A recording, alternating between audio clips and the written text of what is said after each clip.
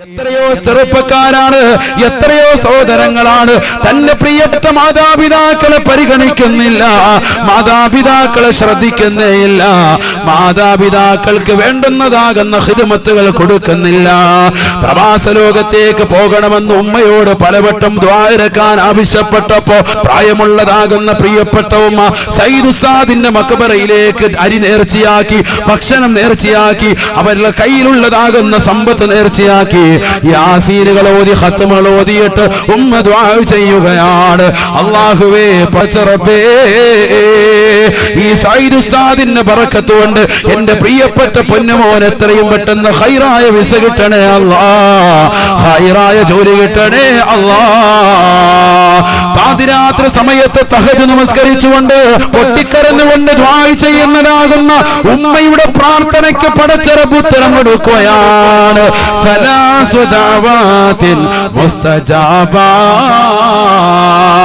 ഹബീബായ നബി തങ്ങൾ ഓർമ്മപ്പെടുത്തിയില്ലയോ, 3 കൂട്ടരുടെ പ്രാർത്ഥനകൾ ഉത്തരമുണ്ട് സാബ.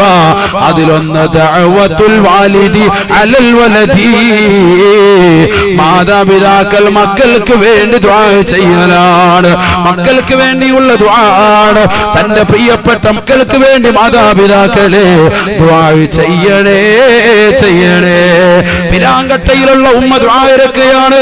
പടച്ചറബ്ബേ, എന്റെ പ്രിയപ്പെട്ട പൊന്നുമോന് നീ ആഫിയത്ത് കൊടുക്കണേ അല്ലാഹ്, നീ ദീർഘായുസ് കൊടുക്കണേ അല്ലാഹ്, ഖൈറായ നിലയ്ക്ക് നല്ലൊരു വിസവന് കൊടുക്കണേ അല്ലാഹ്. ദുആയിരുന്ന ഒരാഴ്ച കഴിഞ്ഞില്ല, അവന്റെ കൂട്ടുകാർ മുഖേന ഖൈറായ ഒരു ജോലി അവന് തരപ്പെടുകയാണ്. അവൻ ഖത്തറിലേക്ക് പോവുകയാണ്, അവൻ കുവൈറ്റിലേക്ക് പോവുകയാണ്, അവൻ USA പോവുകയാണ്, അവനതാ സൗദിയിലേക്ക് കടക്കുകയാ.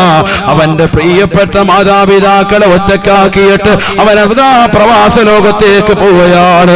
എന്റെ പ്രിയപ്പെട്ട ചെറുപ്പക്കാരാ, നിന്റെ പ്രിയപ്പെട്ട മാതാപിതാക്കള് ഒറ്റയ്ക്ക് ആണ് എങ്കിൽ അവരെ സന്തോഷിപ്പിക്കലല്ലാതെ, അവരുടെ പരിപൂർണ അനുമതിയല്ലാതെ നീ യാത്രയ്ക്കൊരുങ്ങരുതേ, ഒരുങ്ങരുതേ.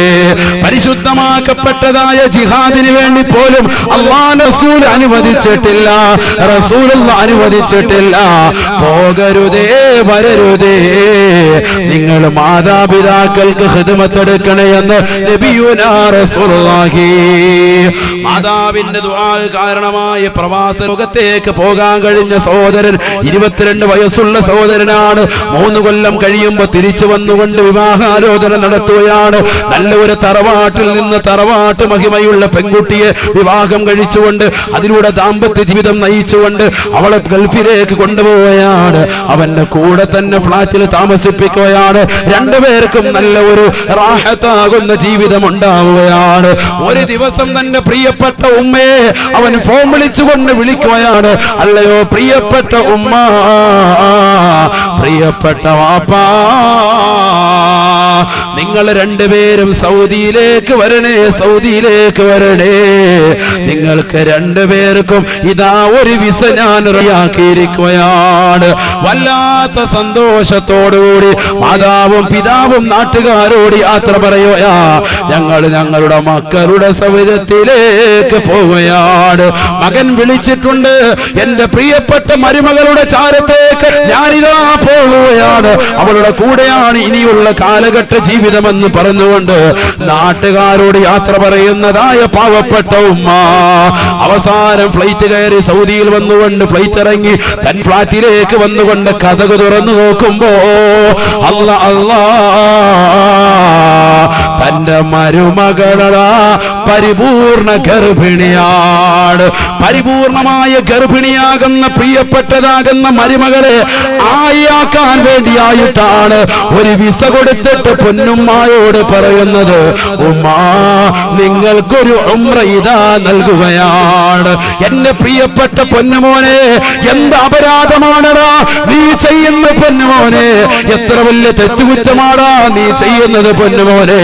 സയ്യിദ് ഉസ്താദിന്റെ മക്ബറയിൽ വന്നുകൊണ്ട് നീ പൊട്ടിക്കരഞ്ഞാല് പൊറുക്കപ്പെടുവോ പൊന്നുമോനെ?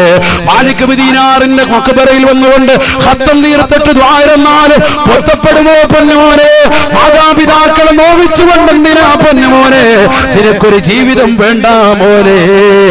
അല്ലാഹുവിന്റെ റസൂൽ സല്ലല്ലാഹു അലൈഹി വസല്ലമ തങ്ങൾ അതിശക്തമായിട്ട് എതിർക്കുകയാണ്. വിളിക്കുകയാണ്.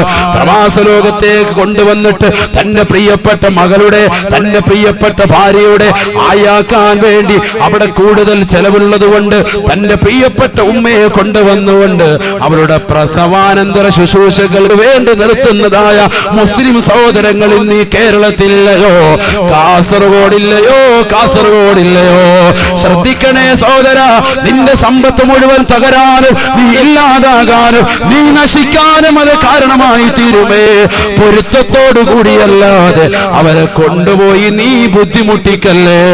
60 വയസ്സുള്ള ഉമ്മയാണ്, ആ 60 വയസ്സ് വരെ നിനക്ക് വേണ്ടി ജീവിച്ച ഉമ്മയാണ്, നിന്റെ താരാട്ടുപാടി ഉറക്കിയ ഉമ്മയാണ്, നിനക്ക് വേണ്ടി ഉറക്കമഴിച്ച ഉമ്മയാണ്. നിനക്ക് സുഖമില്ലാതെ വന്നപ്പോ മംഗലാപുരം ഹോസ്പിറ്റലിന്റെ വരാന്തയിൽ മണിക്കൂറുകളോളം, ദിവസങ്ങളോളം, മാസങ്ങളോളം നിലയുറപ്പിച്ച പ്രിയപ്പെട്ട ഉമ്മയാണ്. ആ പ്രിയപ്പെട്ട ഉമ്മയെ നീ മറക്കല്ല.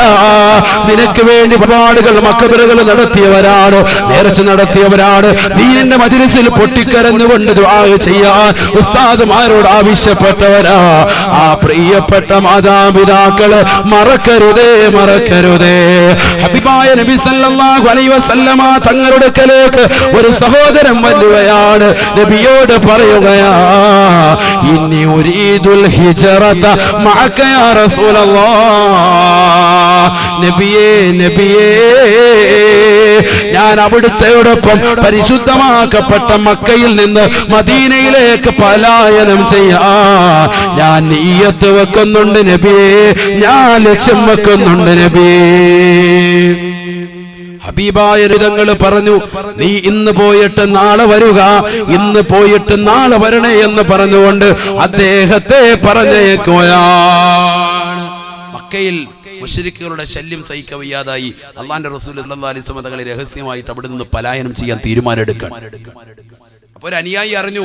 അനുയായി വന്നുകൊണ്ട് നബിയോട് ചോദിച്ചു, നബിയെ, അള്ളാന്റെ റസൂൽ അവിടുത്തോടൊപ്പം ഇനി ഉരീദുൽ ഹിജ്റത മഅക, ജിഹാദല്ല, യുദ്ധമല്ല, അവിടുത്തോടൊപ്പം മക്കയിൽ നിന്ന് മദീനയിലേക്ക് പലായനം ചെയ്യാൻ ഞാൻ എത്തുവെക്കുന്നു, ഞാൻ ആഗ്രഹിക്കുന്നു, അവിടുത്തോടൊപ്പം വരാനാണ് ഞാൻ ആഗ്രഹിക്കുന്നത്. അദ്ദേഹത്തിന്റെ വീട്ടിൽ ആ സംഗതി എങ്ങനെയോ അറിഞ്ഞു. മാതാപിതാക്കൾ ഭയങ്കര കരച്ചിലായി, വല്ലാത്ത കരച്ചിലായി, പൊട്ടിക്കരച്ചിലായി. കാരണം എന്താ, ഒറ്റ മോനേ ഉള്ളൂ. ഈ മകൻ അള്ളാന്റെ റസൂലിനോട് പോവുകയാണോ? മാതാപിതാക്കൾ ഭയങ്കര കരച്ചിൽ.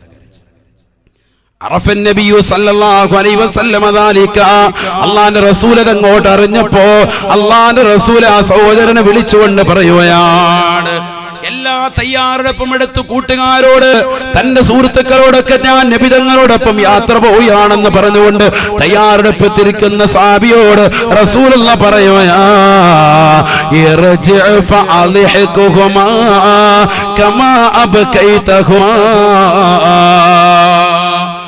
നീ തിരിച്ചു പോണേ പൊന്നുമോനെ, നിന്റെ മാതാപിതാക്കൾ കരയിപ്പിച്ചതിന് പകരമായി അവരെ നീ ചിരിപ്പിക്കണേ എന്ന് നബിയുനാ റസൂലുള്ളാഹി.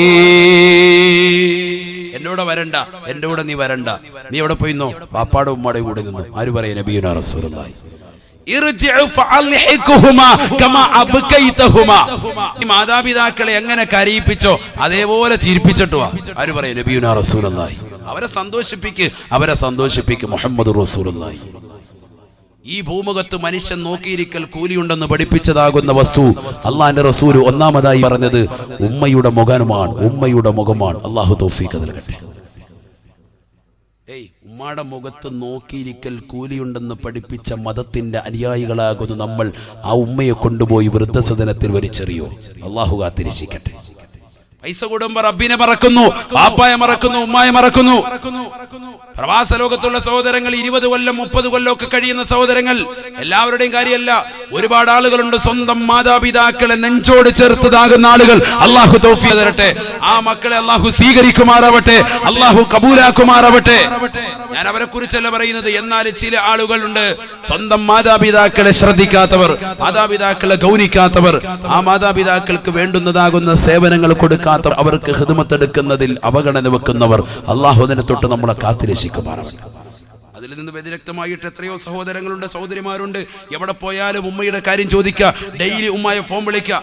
ഡെയിലി ഉമ്മയെ ഫോൺ വിളിക്കുക, അതൊക്കെ വലിയ സന്തോഷമാണ് അവർക്ക്. നമ്മൾ മനസ്സിലാക്കും, ഇന്നലെ വിളിച്ചേലോട് ഇനിയിപ്പോ എന്താ.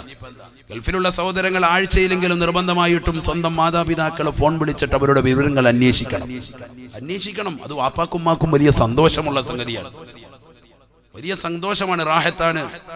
ഇത് പലരും ശ്രദ്ധിക്കുന്നില്ല. ശ്രദ്ധിക്കണം. അല്ലാഹു തൗഫീഖ് നൽകട്ടെ. ഒരു പെരുന്നാളിന്റെ സുദിനത്തിൽ നീ ഇങ്ങോട്ട് വന്നിറങ്ങിയിട്ട് ആ സമയത്ത് മാത്രമായിട്ട് നിന്റെ പ്രിയപ്പെട്ട മാതാപിതാക്കളുടെ അടുക്കൽ വന്നുകൊണ്ട് അവരുടെ കയ്യിലേക്ക് ഇറച്ചി വെച്ചു കൊടുത്തിട്ട് ഇത് വെക്കെന്ന് പറഞ്ഞിട്ട് അവരത് വെച്ച് പാചകം ചെയ്യുമ്പോൾ സുഭിക്ഷമായിരുന്ന് കഴിച്ചിട്ട് ടാറ്റയടിച്ചു പോകുന്ന രീതി ആകരുത് പ്രവാസ ലോകത്തുള്ള സഹോദരങ്ങളുടെ ജീവിതത്തിൽ. അതാണോ നിനക്ക്? അങ്ങനെയല്ല. വർഷത്തിലൊന്ന് വന്നിട്ട് അങ്ങനെ പോകരുത്. ദിവസേന അവരുമായി ബന്ധം പുതുക്കുക. വന്നിരുന്നു കൊണ്ട് ഒരുമിച്ചിരുന്നു കൊണ്ട് ഭക്ഷണം കഴിക്കുക. മാതാപിതാക്കളുടെ കൂടെ ഇരുന്നു കൊണ്ട് ആഹാരം കഴിക്കുന്ന ഒരു സുദിനം. തന്റെ പ്രിയപ്പെട്ട ഭാര്യ, തന്റെ മാതാപിതാക്കൾ, തന്റെ മക്കൾ എല്ലാവരും കൂടി ഒരു തീന്മേശയുടെ ചുറ്റുവട്ടം ഇരിക്കട്ടെ, ഒരുമിച്ചിരുന്നു കൊണ്ട് ആഹാരം കഴിക്കട്ടെ. തന്റെ വാപ്പായുടെ കയ്യിൽ നിന്ന് ഒരു ഉരുള ആഹാരം വാങ്ങിയിട്ട് നീ കഴിക്കും. ഉമ്മ നിന്റെ ചൂടോട് ചേർത്ത് പിടിച്ചുകൊണ്ട് നൽകുന്നതാകുന്ന ഭക്ഷണം. അല്ലാഹു തൗഫീഖ് തരട്ടെ. എത്ര സ്നേഹമാണ് ആ പങ്കിടൽ. അല്ലാഹു തൗഫീഖ് തരട്ടെ. തന്റെ പ്രിയപ്പെട്ട ഭാര്യയ്ക്ക് അങ്ങോട്ടൊരു ഉരുള വെച്ചു കൊടുക്കുന്നു, ആ ഭാര്യ തിരിച്ചിങ്ങോട്ടും മക്കൾക്കും വെച്ചു കൊടുക്കുന്നു. ഇങ്ങനെ പരസ്പരം നമ്മുടെ കുടുംബത്തിൽ സ്നേഹത്തിന്റെ അന്തരീക്ഷം പൂമുട്ടു വിരിയട്ടെ. അല്ലാഹു തൗഫീഖ് നൽകി അനുഗ്രഹിക്കുമാറാവട്ടെ.